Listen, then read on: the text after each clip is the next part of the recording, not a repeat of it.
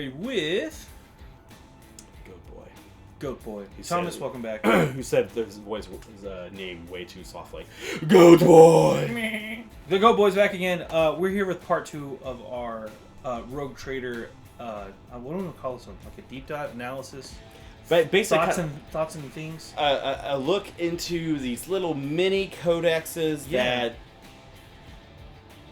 are cute. Again, Thomas will be approaching this from a competitive standpoint. I'll be going out of this more as a general standpoint.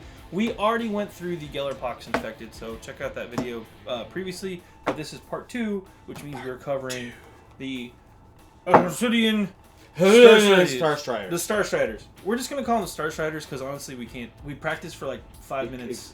Elucidian? Elucidian?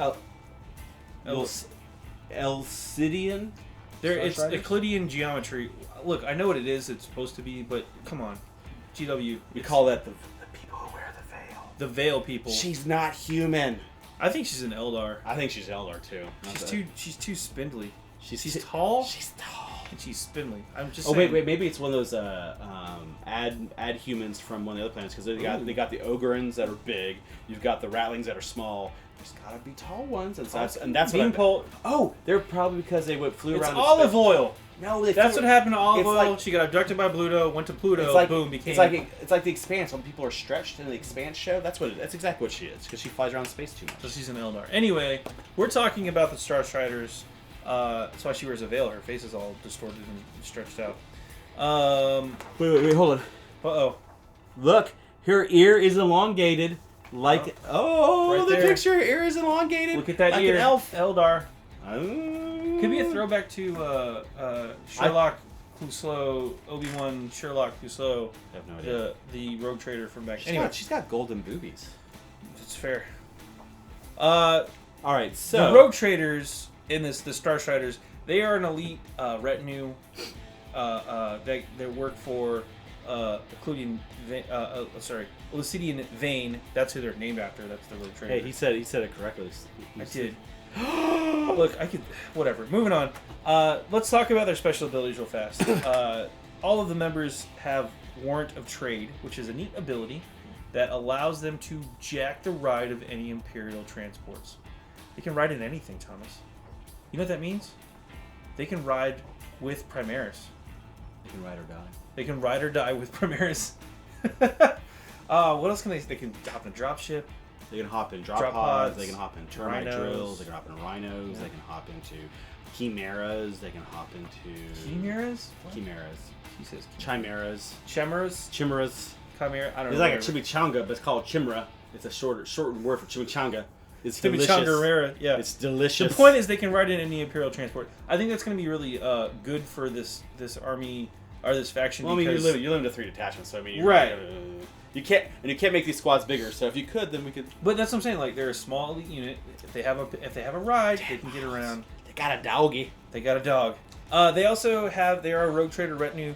Doesn't really have any major effect. You guys set everyone up around the Rogue Trader. Yeah. It's the same thing, everything else, and they have the Warlord Trait. They do have a Warlord Trait, which is interesting. We talked about this for the Gellerpox infected. It's a similar ability.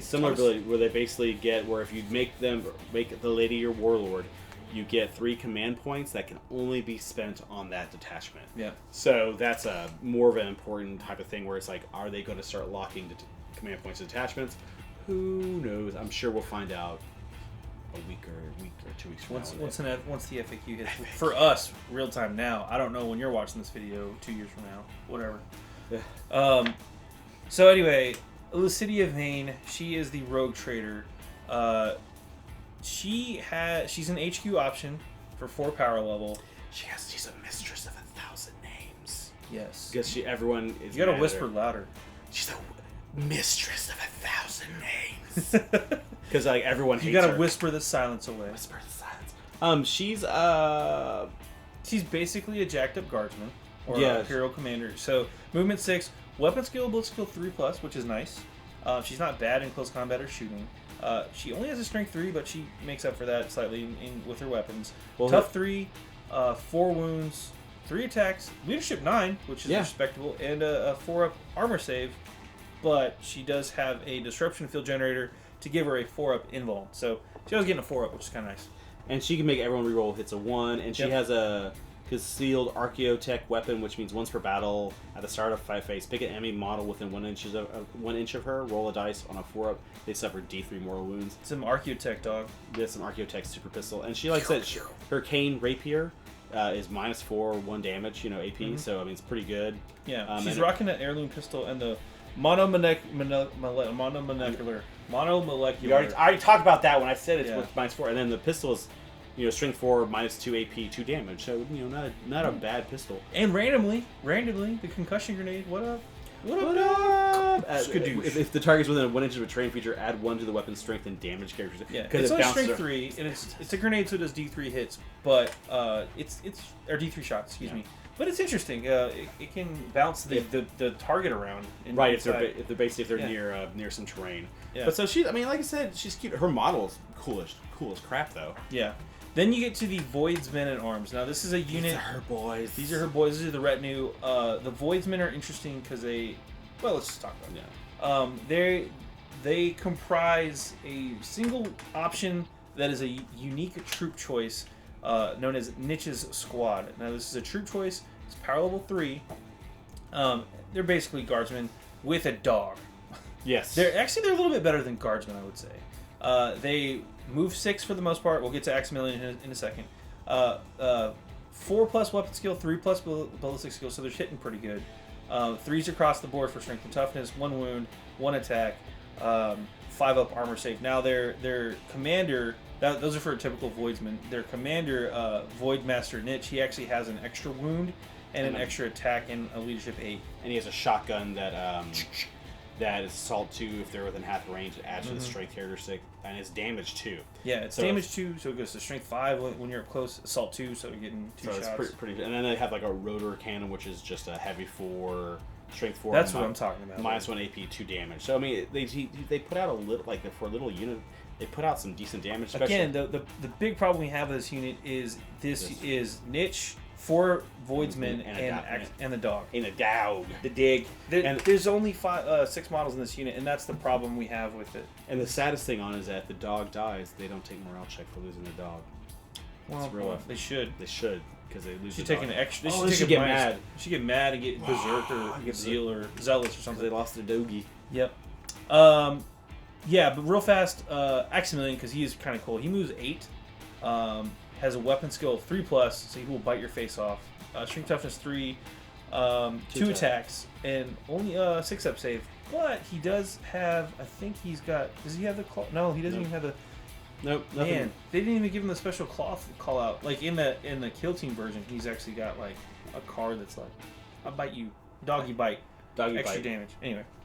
Bite. These guys do have the Imperial keyword, but they are a unique unit. You can only take 1 of this unit in your army, which again limits this for competitive play. It is what it is, man. I don't know what to tell you, Tom. I'm sorry. It's all right.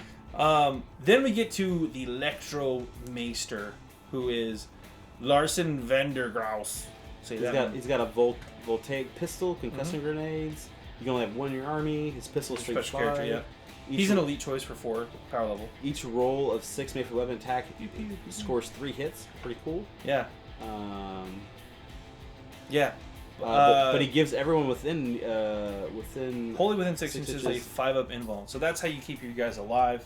Mm-hmm. You stick them within 6 inches, wholly within, so they got to be inside the 6 inches. He's respectable shooting, movement 6. He's got a BS of 4. He's a guardsman stat. It's so weird. Like 2 wounds and 2 attacks. It's crazy. His keywords are character, Adeptus Mechanicus, Mars, infantry, tech priest, Electro Meister, then Larsen van der Graus, which means that his name is a keyword. Yep. And what's funny is it's because his name is a keyword. If this was the Dune universe, his name could be a killing word. Larsen van Graus. Ah, my butt! Van Graus. Yeah, yep. Brown noise. The brown note. He hits the brown note with the electricity. I mean, his model's cool as crap. His model's pretty sweet. Yeah. I do enjoy that. Again, I'm talking about the 85 Dune, not the actual Sci-Fi Channel miniseries. Anyway. The medic bot chick is here. This is Sanastasia Minst. She is a Rejuvenant Adeptus, which is kind of a new fleet officer class. Yeah, it's the Doc. It's Bones from Star Trek. It's not a tumor, Tim. It's not a tumor, Jim. But her basic ability, again, 2 attacks, guardman stats, hitting on 4s, weapon skill, ballistic skill, moving 6, 2 wounds. I said that. 2 attacks. Is a last pistol. Pew pew. Scalpel claw, which is not super impressive. It is -1 AP, 1 damage. And concussive grenades, because you want to throw grenades. They all have concussive grenades. You gotta have grenades. The craziest thing, she doesn't take up a slot in a detachment, which is good because she's an elite trait. She doesn't take any slot. Only 1 power level. So we're healing serums at the end of your movement phase. Model can attempt to heal a single friendly Elucidian Starstrider infantry unit within 3 inches. If it does so, roll a d6. On a 4+, she only half good at it. Model unit regains 1 lost wound, or if it's one of the Nietzsche squad, the slain model will get back up. So get up! You could bring the doggy back. Bring the dogs back, son. Who let the dogs out? Anastasia Mist. She brought them back from the dead. She brought them back from the dead. I think it's neat. I would like to see more from that unit, more from that officer class. And then we get to the Death Cult. The Death Cult, the Executioners. I'm not even going to pretend to say this name correctly. Knoso Prond. The Death Cult Assassin, she's got a katana. She's a freaking ninja. She's kind of scary at close combat, too. Yeah, she has a dart mass, so this weapon always wounds on 2+ for the target. It's a pistol, 9-inch pistol. It's her face. Her face mask. She has a Death Cult power blade. Wait. Dude, she's a striking scorpion. She's totally an Eldar. Yeah. She got a freaking death mana blasters. She is. She has a Death Cult power blade, which gives her strength user -2 damage 1, -2 AP 1 damage. She's strength 4. She's strength 4. Why is she hit on she should be hitting on a 2+. Come on, guys. Yeah. Weapon skill 3, moving 7, BS 4. She's the close combat. She's like when somebody gets close. She runs in there and chops them up. She's basically a Death Cult assassin. I mean, all people, she's a Death Cult assassin. Yeah, she has uncanny reflexes, 5-up invuln, and she also has zealot. So she rolls hit rolls. And when she charged, heroic intervention, or was charged. So first round of combat, she's getting to reroll hit rolls. Again, not bad, not bad at all. Cool, it's a cool model too. Yeah. Now we have stratagems. Now we get points as well, but we'll go over the stratagems real fast. There are a total of 7 stratagems for the Starstriders. Executioner Shell, that's fired by, I believe, Nish's squad. Right, and basically the big thing on it is it's a shotgun, and he makes a single hit to roll, but he adds 3 to the roll to hit, and then if it hits, it causes just a flat mortal wound. It's not bad for 1 CP. Well, I mean, if you think about it, for anything, I just need to kill a single model, just pop and shoot him. For 1 CP, and it's not a guaranteed hit, but a 3+ to the roll, pretty spicy. Then we also, who else do we have? The digital laser. She got a digital laser, Regalia. What? Basically, if the main vein lady, if she can make an additional attack against any within 1 inch of her, if the attack hits, the enemy suffers D3 mortal wounds instead of the normal damage. She has a way to pump out some mortal wounds, man. She's got that little pistol, like, hey, what's over there? Shoot you in the face, mortal wounds, and then that. You probably don't want to. Yeah, you don't want to, as a close combat, you want to charge her because she might just wreck you and everything else. As a character killer, she's kind of mean. Recover Archaeotech at any cost. She's a rogue trader. This seems appropriate. Well, this is the Electro guy. Right. I'm saying, but as a rogue trader, that seems like an appropriate strategy. If he's within 3 inches of an objective marker until the start of your next turn, add 1 to the standing rolls made for him, and increases his attack characters by 1 if he's within 3 inches of objective. So he can get pretty mean and have a 4 convertible save. Next up, Killing Strikes. This is a 1 CP ability. This is for Prawn, the Death Cult Assassin. Until the end of the phase, the damage characteristic of her power blades is increased to D3 when targeting infantry units. Yeah, change. Yeah, that's pretty good. And it's 1 command point, so that's pretty good. Yep. That can convert, for 4 attacks, I believe, to possible 12 damage. The healer lady can, for 1 command point, attempt to heal something again. Oh. Could be very powerful. Could be, like, bring back 2 guys. Could bring back a dog and someone else. That could be very powerful. That's combat resuscitation. So, Then there's also 1 with the Electro-Motive Force. This is again for Larsen van der Graus. He's able to basically go into the Speed Force and then appear somewhere else, and it'll be more than 9 inches away from an enemy, so he can teleport around the table. Yep. Can be good for him to go grab an objective or grab something else. Grab an objective, pop the other one. Go shoot his voltaic gun, all kinds of stuff. Then there's a Logos Interrogator Scanner. This is for Larsen again. Uses stratagem before the battle to either reveal D3 hidden setup markers if your opponent is using concealed deployment, or identify a mysterious objective anywhere on the battlefield. Alternatively, use a stratagem in your shooting phase before attacking with Lars to ignore penalties to hit with this phase.